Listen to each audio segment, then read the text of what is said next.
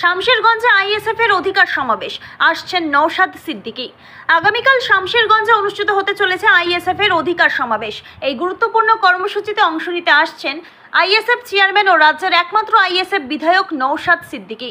সমাবেশের আসর বসছে শামশেরগঞ্জের হাউসনগর ব্রিজের পাশে গোবিন্দপুরে। সমাবেশ ঘিরে ইতিমধ্যে শেষ মুহূর্তের প্রস্তুতি তুঙ্গে। গোটা এলাকা জুড়ে কর্মীদের মধ্যে তীব্র উৎসাহ ও উদ্দীপনা লক্ষ্য করা গেছে।